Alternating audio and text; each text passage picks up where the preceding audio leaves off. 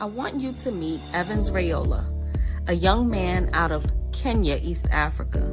He is a YouTube content creator whose focus is connecting Black people in the diaspora to the motherland. Recently, he started a series about the false ideologies white supremacists have been pushing in regards to color in the Bible and the Christian religion. He has been able to impact a great number of people online, and his biggest achievement was having Reverend Dr. A.J. Varma all the way from the U.S. live on his channel. We want to welcome with us today our brother, Evans Rayola.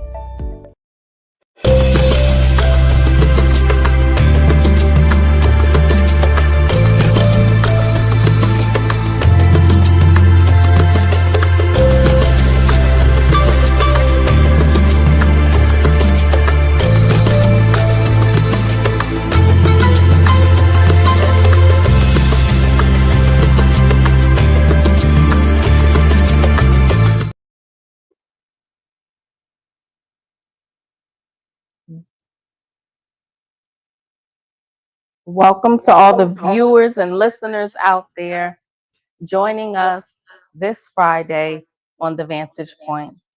I'm your host, Azandi Malinki, and we want to thank you for joining and for supporting us each and every week. Today, we're going to fly across the world to a guest who will be joining us from Kenya, East Africa. As you've seen in our intro video, this is a young man who has been putting himself in the eyes of the world to help contribute great information towards our consciousness and awakening.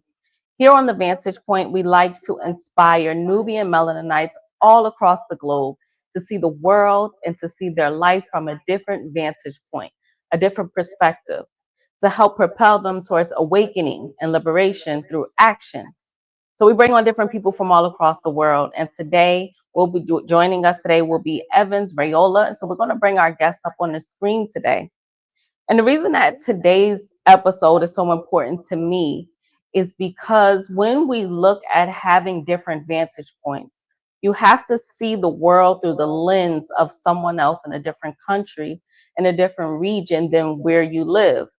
Most of the time, people who lives in your direct area is going to have the same perspective that you will have. So the only way to expand and change your vantage point is to speak and hear from people from different parts of the world who have different experiences than you do. So this is why we are excited for our guest today, because we want to talk to East Africa. We want to see what's going on there and what's inspiring this young man to want to stand up for liberation, that wants to share conscious information with people like you and me. So welcome. We want to welcome you to the Vantage Point. Thank you so much for the warm welcome and for this great opportunity for me to be able to speak with you guys at the Vantage Point, the podcast. Thank you so much.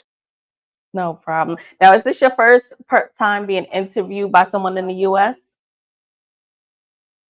Yeah, this is the first time, and it's my first time also to be on a podcast. Never used this platform before. Yeah, I'm just trying to learn how it works. I'd compare it to a Zoom meeting during work time. Yeah. Yeah, that's great because I want to take credit for being the first person. So don't forget, you heard it here first. And anytime when you blow up and you get big, say the first person to interview me was on the Vantage Point. Sure. So we just want to give you a warm welcome. There's no need to feel nervous. It's just having a conversation with us today. What is it like living in Kenya? Can you just describe life there for us? We just want to see what you see or what you've seen your entire life. Life in Kenya is amazing. You know, many a times when people hear of Africa, they think of this great big jungle where we're full of lions, zebras, and all these animals. But now we're in a whole big city. I mean, Nairobi, Kenya, a very, very beautiful land, the only city in the world with a national park. You know, there's a national park, and on the background of the national park is beautiful, beautiful skyscrapers. Yeah, being in Kenya is just amazing. Um, a few months ago, we had issues with our economy, and we took it to the streets just to try and set everything right, to put the government of the day accountable. But apart from that, Kenya is just beautiful. But we, as the Gen Zs in Kenya, just put the government in line, and everything is starting to work like it should be in my country. Yeah. Mm, I can't wait to visit Kenya. Now, you opened the door. I wasn't going to go there yet, but you opened the door for us to ask you what exactly is going on with the government. We've seen you protesting, and if you can tell us the name of the movement, Gen Z movement, what is that about? Oh, so basically, the Gen Z movement was a movement formed by young Kenyans. There's this bill that was passed in Parliament into law, a bill that is known as the Finance Bill. This bill is usually put before the parliamentarians each and every year. And for the bill this year, the bill was so overwhelming for us as the citizens of this country. The bill wasn't aiming in any way to help us, but rather to take from us. You know, Mm, having to see some things being taxed double, like triple, it can be too much. So the Gen Zs just started and said, yo, it's time that we take our country back to where it's supposed to be. The members of parliament are no longer thinking about us. They are not representing us. We mm, want to put them um, in a point where now they have to listen to us, and I was on the street actively, and I do not regret whatever happened in those streets. We were trying to fight for what is rightfully ours. I was outside there with my GoPro, only armed with my camera and my national flag, mm. and that was the aim for us. We wanted for the government to hear us, and they did. Yeah. They did. So, what was the response exactly? So after we staged the demonstrations for like 4 weeks straight, like a whole month, we used to have specific days. Usually it was on Tuesdays and Thursdays. And after we did that straight for almost a month, the government started using violence. They started killing innocent young Kenyans. Um, just to try and make us retreat. But that did not work. You know, we did that time and again. A few of us were killed. Almost 50 Kenyans, 50 young Kenyans were killed in the Wow. process. May their souls rest in peace. But now Mm, they, there's been a smooth transition. Now mhm. the government is actually afraid to pass some policies because they know that this generation is a blessed generation. This Yeah, generation is a woke generation. Yeah. yeah. Yes. And without getting into the politics of it, just the bravery that you have, just the energy that you have, just it takes a lot to go out and protest. It takes a lot to say, hey, we're standing for something. So your ability to do that, we applaud it, because a lot of times today we find that a lot of people sit down and allow things to happen to them. We allow things to happen to us, whether it be from the government and just racism, white supremacy across the board. We have become complacent and we don't fight back a lot, especially here. So to see that a generation came together and said, we're going to stand up, that's admirable. And we really salute you for that. Thank you. So now, when did you become more conscious and aware of how racism, white supremacy, because I want to kind of go back a little bit. We first encountered you on YouTube. You have a page where you post so much information, from BB Francis Cress Welston to Reverend AJ Varma to so many great leaders throughout time that has came to us, Dr. Yosef Ben Yokin, and so many people you post. And I was surprised to see it. And What got you to the point where you were introduced to this information and found it important for you to share it with the world? So I'm just a young man on the internet, um, trying to learn each and every day. And my YouTube journey has always been a journey that I've been on a learning curve. I've done a lot of content apart from the one I do right now. And in the process, one day I stumbled upon a video, and the video is about racism. And there's this black man complaining, saying that how unfairly they're being treated in the US. Then I noticed these are my fellow brothers and sisters. We look exactly the same way, the same shade of color. Then now I started doing a lot of research on our connection between the black folks in the motherland and the black folks in the US. Then later, after I started doing videos in regards to this same topic, I came to notice that these just goes deeper, even into religion. You know, black folks here in Africa, we were colonized, and some of the tools that they used to colonize our forefathers was the Bible, religion. You know, and you notice that they shared wrong ideologies. You know, they came and told our forefathers, our ancestors, that you know what, the Lord has sent us for us to colonize you guys. The Lord has sent us for you to be our slaves. We want to take you to America. We want to take you to London and the Western countries, you know, and you must conform to what the Lord has said to us. You know, then he noticed there is a big connection with racism, colorism, and religion, you know, and that's why nowadays they do a lot of stories when it comes to black involvement in the Bible, because later I came to learn that most of these Bible figures were actually black people, you know, that Jesus was a black man. They were Stop right trying to there. portray. When is this something that you had thoughts about on your own, where it just didn't feel right to you and you wanted to learn more about the identity of Jesus, or was it introduced to you at that point? um, after I started being active with issues of color, after I started being Mhm. intentional with this topic of racism and prejudice, I started learning a few things. Yeah, that's when these was introduced to me. That's why I'm so vocal right now in regards to the same. Yeah.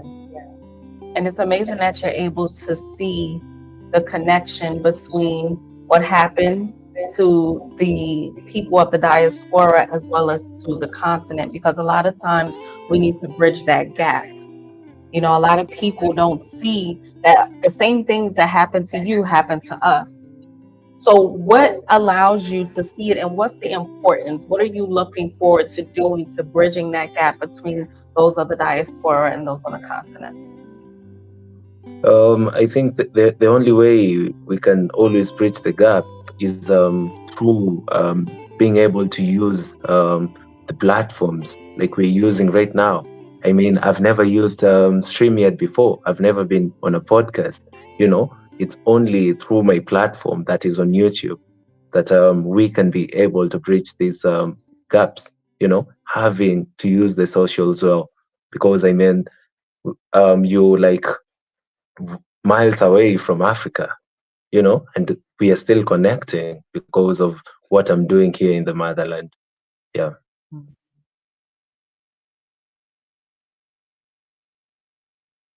Okay. So what we're going to do is we're going to take questions as well from people online throughout the conversation. But I'm going to continue to kind of thought provoke you in this conversation. I want to go back to what you said about religion as we breeze right through. What empowerment did you gain from learning the true identity of the Messiah and the true identity of Christ being of the same color as you? What did that do for you? Um, that was a special moment, because you know, at times you have to be intentional with when you're going down on your knees. you know, when you've always gone down on your knees and you've had this wrong picture of Christ, you know, probably your prayers, um, you're not so connected to them. But now when you have the information, you know that this is God, that this is Jesus, that we black people are not any less. You know, if I'm to go down right now, pray to an idol of a white Jesus, you know, that already makes me feel as a black folk that they are superior. But now when I have um, the whole ideology of color, you know, when I go down, I know that I am an equal, you know, that God can listen to my pleas, that God can listen to my prayer, you know. But we've always had that fear, you know. You just want to go down. You're afraid that this guy is superior. But now when you know they look like you know, you can easily interact with them.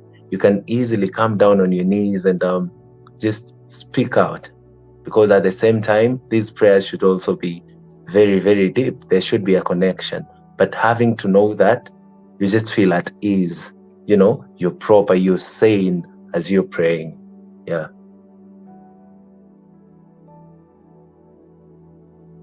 Now, do you currently go to church in Kenya?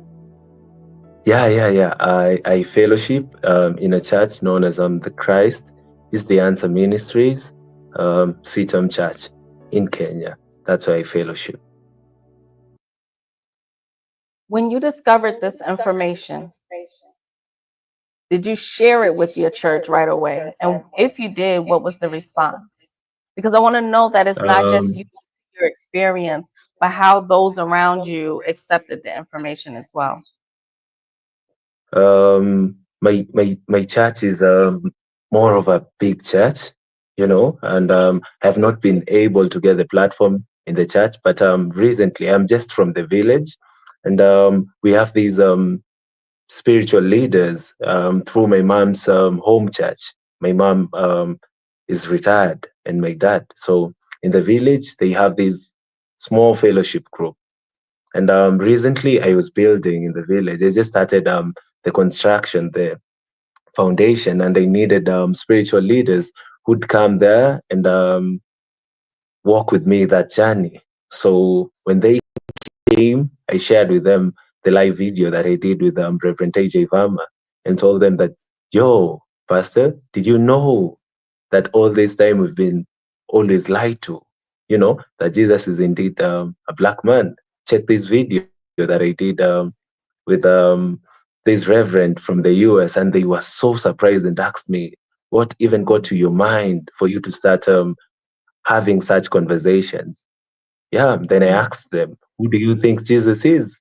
And they told me they've always heard of the black Jesus and white Jesus and the whitening issue, but they've never like went deeper like I did Mm. with Reverend AJ Varma in the video. So they actually told me that I have given them a homework. That these pastors from the village, they said I've given them a homework, and there's something that they want to go and check. And Mm. later we can be able to have a deeper conversation in regards to the same. Oh, that's amazing. That's amazing. And I'm glad that you shared that information because now you opened up a doorway for everyone to see from a different vantage point what it looks like when you're looking at the Bible, as we say, through African eyes. So we're looking forward to the response that you get from your pastor, and we're hoping to bring you back to see exactly how those in your area, those in Kenya, is accepting this information and also putting them in further dialogue to dig and probe further into the Bible. We have a question here on the screen. How is he received locally when presenting the concept of Black Jesus? Oh, we just asked that question. Black Christ to his fellow Kenyans. Is there a different reaction between the older generation versus the younger generation? So, did the young people respond to you different than the older people that you brought this information to?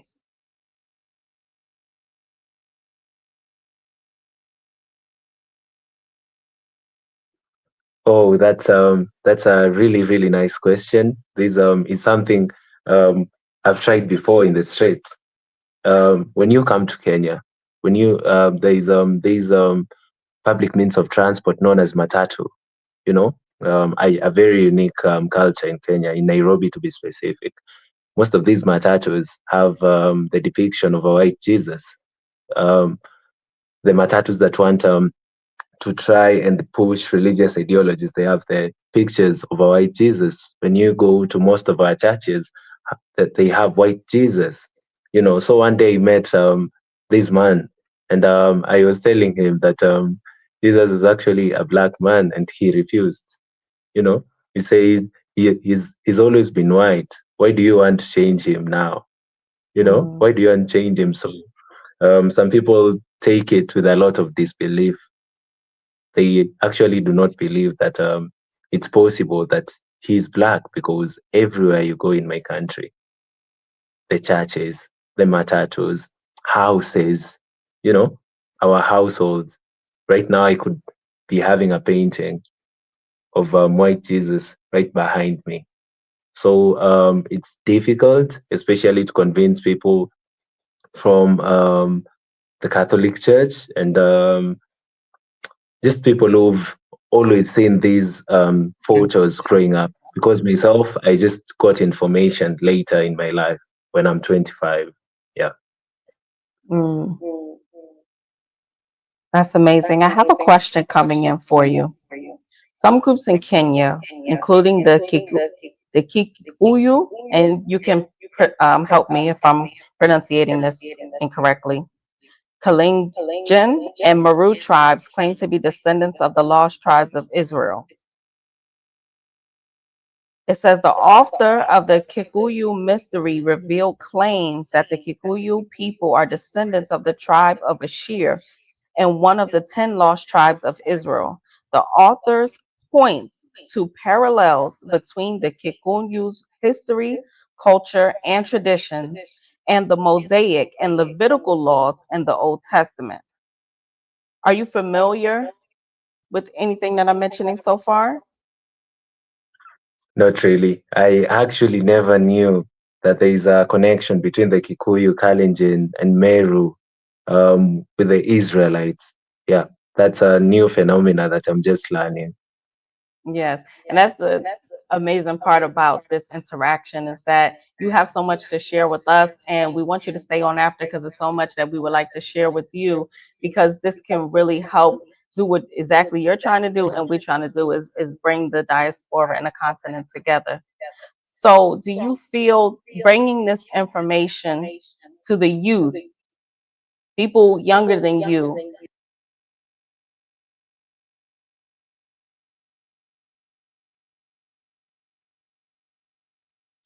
I think I lost your mic.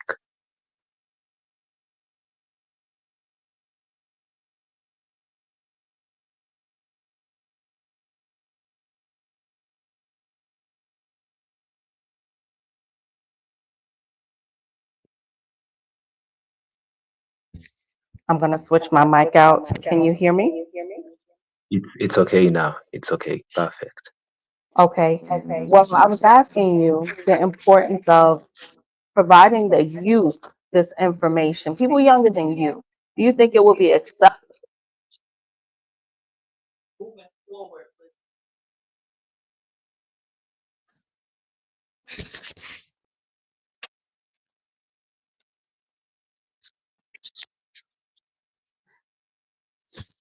Okay. How about now? Sorry about that. Okay, okay. Okay. So the way that indoctrination works is that we were taught misinformation since we were children. We were taught what the people in the Bible look like, what their stories are. Everything that was given to us was instilled in our minds from when we were babies. So, there, what do you think the importance of giving the youth, the babies coming up, especially in school, this information and changing the narrative that we've been preached for so long? And do you think it would change the outcome of life and having the highest expectancy of those in Kenya. What do you think the results of that would be, and if it's even a possibility at all? Wow, wow, this would be huge because most of us grow with misinformation, with wrong information, with ideas that are colonial, especially we guys here in Africa, we Kenyans, we were colonized by the Brits. Most of the ideologies that we learn in school, most of the ideas we think are right, are wrong because the first education that came into our country, the modern day education, came from these colonialists. So most of the time, we have been growing with misinformation. Should things change and children be taught the right things, about the truth in the Messiah, the color of Christ, the true religion, and how equal we are to other races, and how even superior we are in a way, because you understand that black people, we have we possess the dominant gene. These are things I never knew as a young kid. I knew that we are less. I knew that whites have always been superior because of the ideologies that were put in the heads of our forefathers during the times of colonialism. you know should these things change? Um, should this new generation of people be taught the right ideologies, be it in religion, race, and racism, and all these prejudices? Then now we can have a very, very creative generation, a generation that knows themselves. There's nothing wrong. There's nothing worse than not knowing yourself, because the other generations, we have always never known ourselves. We were lied to. So having information and getting to understand who we actually are would be actually a huge one for us. Yeah. Yeah. Now, I see you grabbed on to religion. Is that the only way in which you see racism dominantly taking place in Kenya that you recognize as being just perpetual throughout time is religion? I think through religion, that has been the I'd say the the best way, in a bad way, that racism is being perpetrated in our societies, because you understand most of us here are black people. We rarely have instances where we face racism socially, um, in our homes, or rather in schooling system. It's so rare. It's really, really rare. So the only way that I can attribute to racism is by us being lied to continuously in matters religion, because most of us do not have the information. If I could point out circumstances of racism in Africa, there are not so many. It's actually so rare. I'd say probably if I line up in the airport and um, the white folks just pass through, and you're told that you wait. These people are used to the systems. They can move into the check-in quicker than you can. You know, not any. It's not serious socially, but through religion, I can see the lies we've always been told. Yeah. So the social racism is rare here, very, very rare. Now, how about the exploitation of African resources? Now that is crazy. That's a whole other topic, yeah, for the exploitation, because some of our countries in Africa are being funded just for them to be violent.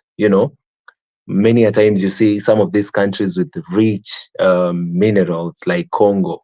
It's rare for Congo to be peaceful, but now the white people know what they are getting from there.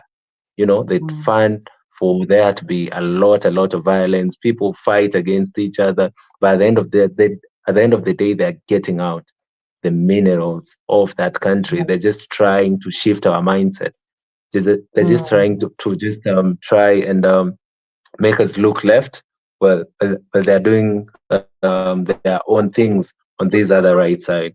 Yeah. yeah. Now, are you in school? If so, what are you Um, studying? I graduated from college in 2020 in the midst of COVID-19. Mm, I have a diploma in customer service, and I also have another as a professional tour consultant.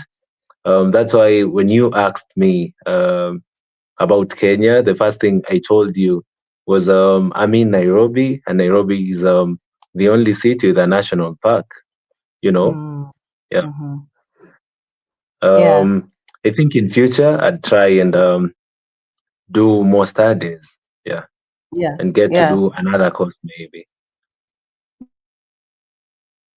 Important. The reason why I asked that, and we applaud you for the studies that you've done so far, is because if you had the choice with the information that you have now, especially if you can tell us how long ago you encountered it. You told us you did encounter it, but when, how many years ago specifically did you encounter it?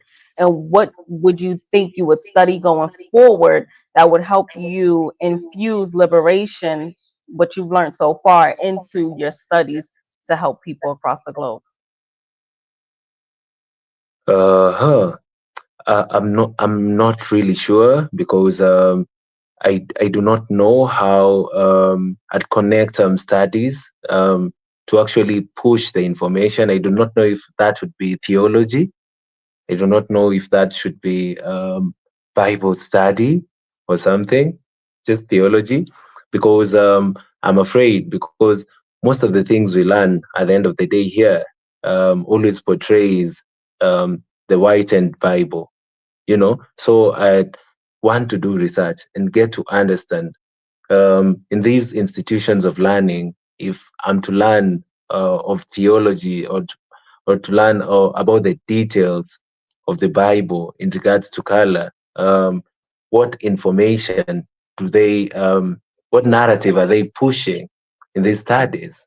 Are they pushing a narrative of the from a perspective of an African eye, or are they pushing the whitened theology? Yeah. So that's another thing that I need to know well because most of us are being preached to the whitened Bible. Yeah. Mm-hmm. Yes, and that's very important. We want to take a few questions. We have someone asking, how are you going to change that image now? That's Natasha Blake. Natasha Blake, that's a nice question. You asked how I'm going to change the image right now.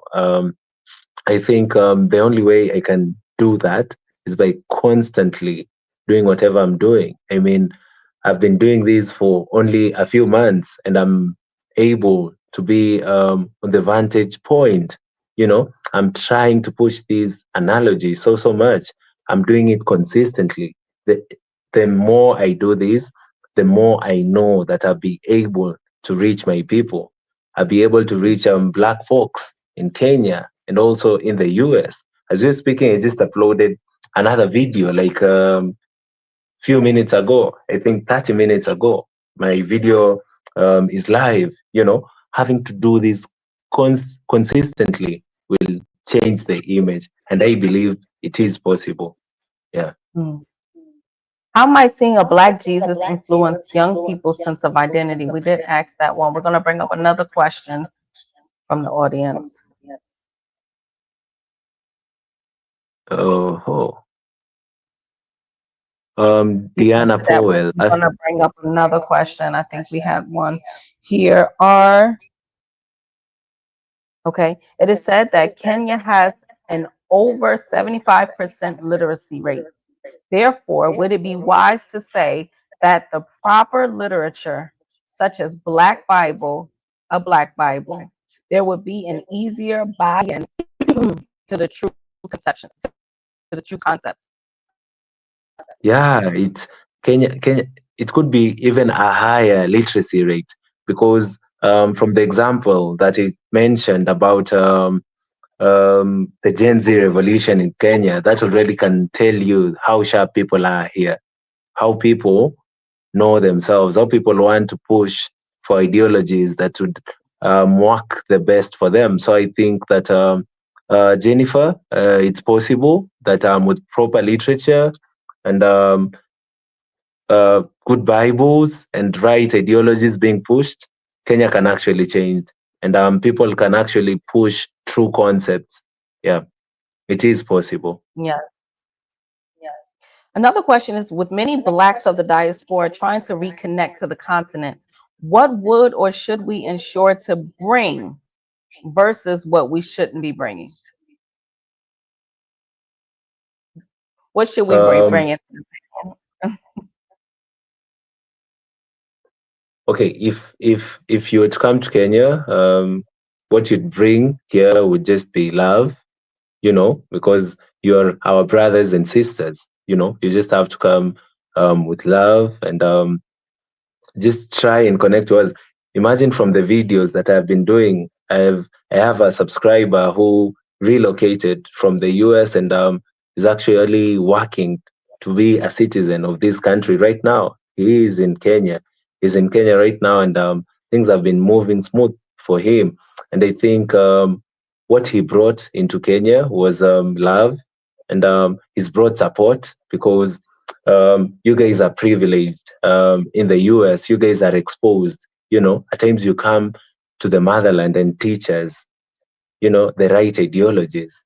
Because I noticed that Black Americans or African Americans are so knowledgeable when it comes to matters religion than we Black folks in Africa.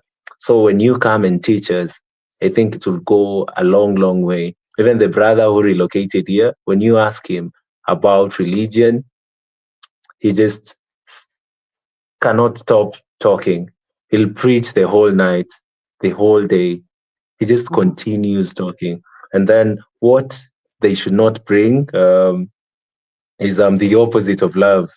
The opposite of love. We just need good energy. Just come with a good energy, and everything will work for you in Africa. Yeah. Yeah.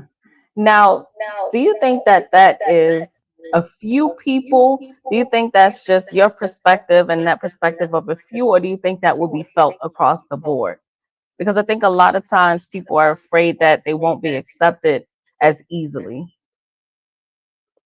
The funny thing that probably you do not know about Africa is that we actually love people who come from other countries, and we do love ourselves. That's very, very funny about Africa. And from the perspective of a Kenyan, when you walk into a supermarket right now, then you hear somebody speaking the way you speak, you can easily let them pass through you and tell them, "Welcome to Kenya." You know, let the tailor attend to you first. You know, are you struggling to get somewhere?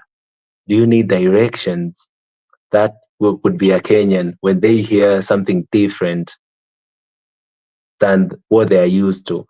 So this is a general perspective that any other Kenyan would tell you. We are so loving, and that I know with most Africans. When they hear or notice anything different, especially a black person who looks like them, and they feel like they are Mzungu. Mzungu is a Mhm. white person. But sometimes children, when they hear a black man pass and they have that accent, they call them Mzungu, Mzungu. They want to Mhm. know how they speak that way and they look like us. You know, there's a lot of Yeah, love. That be yeah. sure.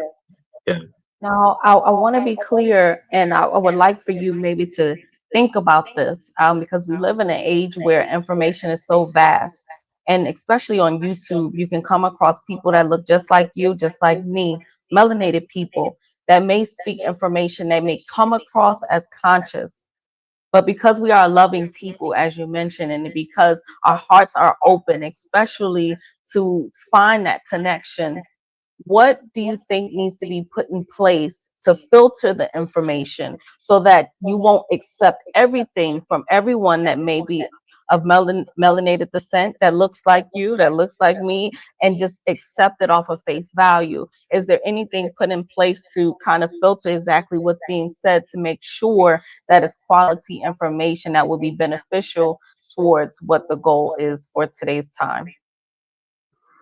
I think the only way that that would be possible is just for someone to have the spirit of discernment, because we cannot you cannot believe just anyone. I'm not at the vantage point, because um, okay, the only reason rather as to why I'm here tonight is because I noticed that the agenda that the Vantage Point pushes matches what I truly believe in.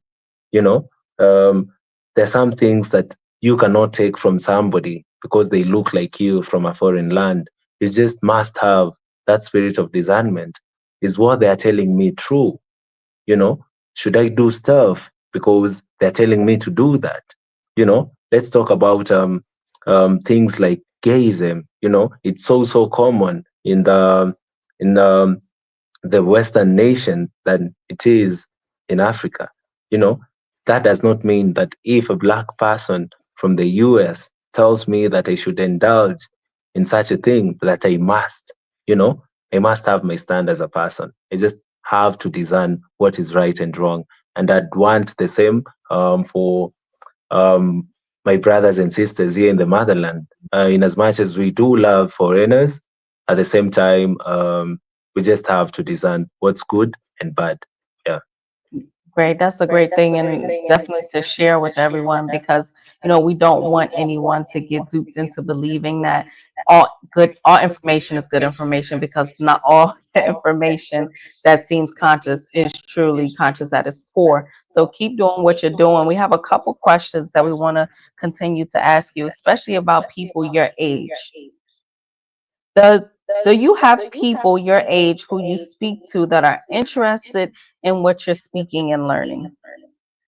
Are the young people you associate with, are they ready for this message? Do you think they're truly ready for this message and what comes with it?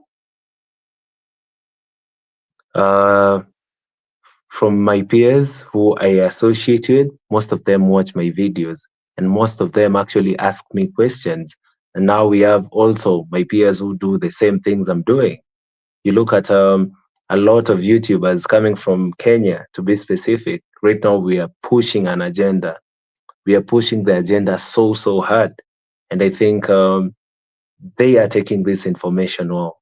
People are learning, and people are ready to help me push the agenda. Yeah. What specifically is the agenda? You mentioned religion, but coming from you to everyone watching today, if we were to ask what specifically is your agenda, what would you say? Um, the number one agenda, to be specific, is for we young Black people in the motherland to know that we are not anything less, you know, because in Africa, when you grow up, you'll always know that Mzungu is powerful, that our white folk is powerful than yourself, you know. But now, having information, you now know that there's nobody greater than God. That's number one. Number two is for us being whitewashed when it comes to religion. You know, when you go all over Africa, mention any country, we are suffering through um, the same problem. And the problem is in religion, because most of us were colonized and missionaries came to our countries.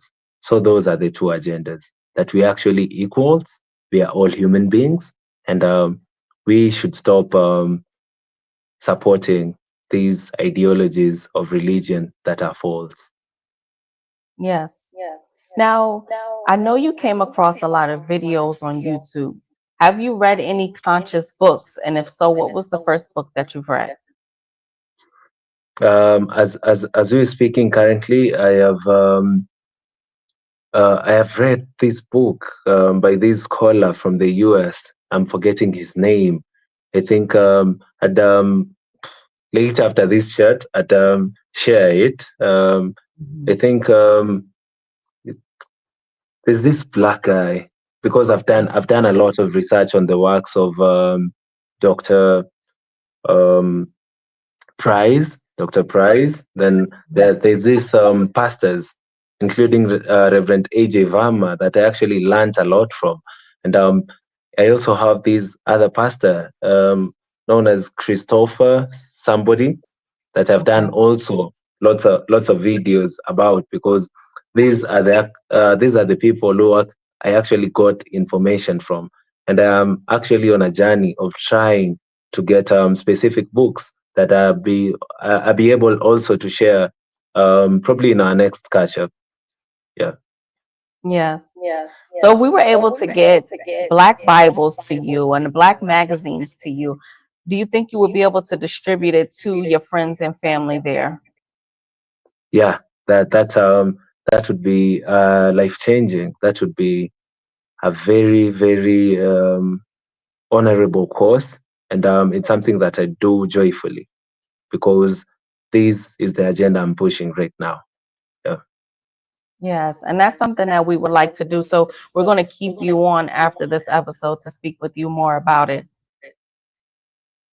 yeah, You're doing a great that's a job for cause your that country. Keep pushing, Natasha Blake. Let's see if we have yeah. any more questions from the audience so we can get the last couple in before we let you go. We know it's late there and we thank you for coming on. Do you get many people, young or old, asking about the truth of religion, especially on what Dr. AJ Varma teaches in the video you share? Recently, I've been getting questions from my peers who ask me why the transition. Because when you look at my channel, I was doing a totally different thing. Then now I shifted and started doing such videos. Then some people would ask, why? Why do you nowadays do that? Because before I do these videos, there's a lot of research that goes to them. Most of the time, I do the videos at night once I'm done with my hustle and bustles of the day. You wonder why I'm not even asleep at this time. Around this timing is when I'm always busy online, looking at these spiritual leaders who are trying to point out these issues. Each and every day, I find new ideologies, and that I can be able to discern the truth, because you notice if something is true, they have reference from the Bible, and you notice that not one pastor would talk about the same thing. You notice that each and everyone would point out the same thing, like Mhm. when Jesus was chased away and they went into exile for a while, for a period of years. There's proof that they actually came back to Africa, where people would accept them, where they had people look like them. You know, you notice, you hear that from Price, you hear that from AJ Varma, you hear that from another pastor. You go back to your Mhm. home church and just hear the same thing. Then now Mhm. you know that this is true. You need a reference from the Bible. Then slowly you get to learn. But now, to answer Karen, do you get many people, young and old, asking about the truth? Yes, I do. My mom also asked me recently. My mom is now the old generation. The pastors in the village that I gave the information were asking questions, and they told me that How comfortable are that's you our in homework. answering those questions? Sorry? How comfortable are you in answering those questions? You hear so much information from the videos you post and the research that you do. How comfortable are you in explaining the answers to those questions that you're studying for yourself because you're self-taught, you're home studying by yourself. Are you comfortable with answering these questions on your own? Very, very comfortable. Very, very comfortable, because I have had lots of interactions from different people. But now Mhm. I'm getting to learn more and more each and every day. So the more you learn, the more comfortable you are, even in answering certain questions. If somebody just tells you, what proof do you have then? You can easily go somewhere and refer and tell them. yo, check out this. Slowly by slowly, you become more and more confident into explaining these issues. Hmm. Yeah, yeah. Yeah. Now, let us ask you one, do you have a girlfriend or a spouse there in Kenya? Yeah, I do. I do have a girlfriend, and she sees what I do nowadays. And she's learning from that. And she can actually point out these issues the same way I am because she's my biggest cheerleader. She watches everything. Yeah. Mm. Because we wanted to know if you did, how involved she is. But do you think how important do you think sharing in this information is in a relationship with a person, not just supporting it, but being so deeply indulged in it the same way you are? Do you feel is that is important? Yeah, it's actually very, very important because that's the only way we can be able to spread the agenda, to spread the gospel.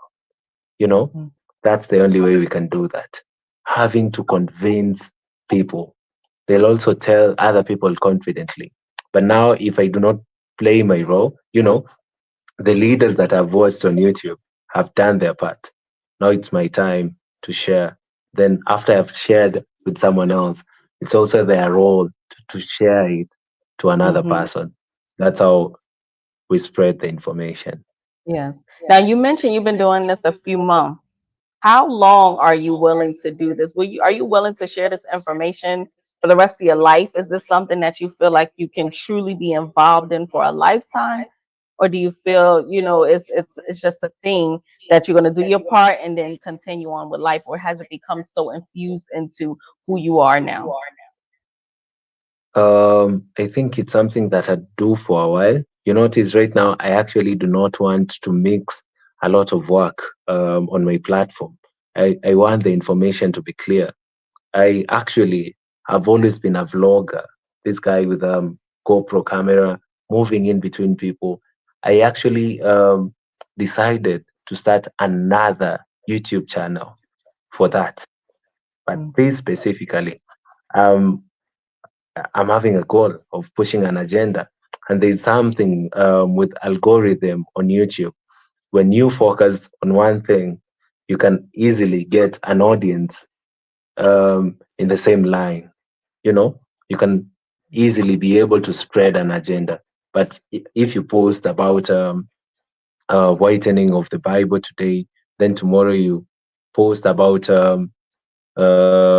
let's say demonstrations in Kenya, the Gen Z demonstration, it will be difficult for you to get a flowing audience. Yeah. So that's a long mhm. term plan. Yes. And it's very important, especially to understand content and revenue and how we can benefit off the content we share. Now, you mentioned the word agenda a few times. Do you feel that this is an agenda, or do you feel like it's a calling from God for you to do something of higher purpose? I'd say it's a calling because weirdly tonight I rarely sleep early. I was Mm, sleeping in this same room. If I span my camera, you'd see a mattress. This like an office. Let me do that. I just want to prove. This is a mm, mattress right here. This is an mm, office. There's no a bed here. This is a duvet. You know that I mm. was using. I actually fell asleep in the office. But now, What for time you is to it? know that something is for you to know that for you to know that something is a calling. Imagine Mhm, I slept at around, let's say, 10. I wake mhm, up, I see the invitation to the meeting at 12. I woke up at 12 a.m. sharp. I had time to prepare for the meeting, 30 minutes time. And I saw that the link was actually sent while I was sleeping. Like God woke me up. My son, it's time for us to spread the agenda. Like things are just working, you know. And mm, I was able to be in the meeting early enough, fresh, rejuvenated, mm. energetic. Yeah. And what time is it there now? Right now it's 1:55 a.m. Kenyan Mm, time, East African time actually, 1:55 a.m. But around this time, um, I'm always working on a video. I sleep around 2:30 p.m., 2:30 a.m. around that time. right. It's very inspiring to see that you're putting and dedicating your time into something you believe in. And so I hope that it's also inspiring to the people watching that there is no excuse. You know, a lot of times as people are sleeping, we want our sleep as well, but that you can wake up, take a nap, wake back up, get back to it, no matter what it is that you have to do to complete the agenda or to really, really say that this is a purpose for me and this is a passion for me. So we commend you for that. And before we close for today, and we really want to have you back on, especially as you continue to spread the message there in Kenya to get your response from your pastor and the people of the congregation and your mom and your peers. We kind of want to see how it develops over time. But within the process of that, before you leave us here for today, what message would you share with those of the diaspora and those of the continent? What do you feel is the most important message that you would want to share with everyone today? Um, the most important thing that I'd like to share is once you know your identity, once you know yourself, um, every other thing in life would align. You know, as a black folk, knowing that I was nothing less, was just huge for me. Knowing my true identity, knowing about religion deeply, it's something that I can easily boast around rather than any other material thing in life. I just my message to everyone who's watching this video is that they should actually know themselves, because knowing yourself comes with a lot. You know, Mhm. you're so intentional with life. You have a purpose when you know yourself. You know, most people, especially African Americans, some of them also come to my Instagram, and I'd even share proof. And they tell me, young bro, young brother, I'm like 60 years. But right now, I actually do not know who I am. I do not Mhm. know where I belong. You know, I want to find my roots in Africa. You know, I'm struggling to do that. You know, then I also have an American guy, a black American guy, who was trying to connect black folks to the motherland. And he was trying to use the analogy of the DNA, where you can easily know where if you're nilotic. And he was intending to have DNA samples from Africa match the people in the US. And that's another project that I was willing to help the guy with, because I do believe that there's power with knowing yourself, there's power with identity. You can live a purposeful life when you know who you are. Yeah, Yes. that's what I have to And say to last them. question. Here in the West, we learn so much about Jomo Kenyatta. What do you learn, teach, or want the world to know about him? Uh, Jomo Kenyatta, I'd say Yeah. he's the first leader that we saw as East Africans or as Kenyans, because when you talk about East Africa, the first country that you must speak about is Kenya, and Jomo Kenyatta was the pioneer, is the Nelson Mandela of East Africa. Yeah, he was the pioneer. He was the great. He was a great leader. His leadership skills went down to his son, Uhuru Kenyatta, who later became the president of this country for 10 years. From that, you can tell that the guy was a blessed guy. Yeah, that's why you hear a lot of Jomo Kenyatta. Yeah. Thank you so much for spending this time with us here today and taking the time out of your morning, I should say, to be here. And so we will be in contact with you to invite you back on. You can stay in the room. We'll speak to you after, but we want to again thank you. and thank those Vantage Point viewers and listeners across the world who decided to spend your evening with us here today. And we pray that you took something from today's message. A lot of times we think that we have to speak with millionaires and billionaires and people with people like who we have on today. We learn so much more from people who have experiences that they can share with us, and we can see the similarities in each other. We can see the similarities in the message and in the needs that we have to infuse back into the continent and those of us of the diaspora. So I hope we brought that across today. And we pray to see you all again next week here on the Vantage Point. Again, I'm your host, Azani Malinki. You all have a blessed weekend.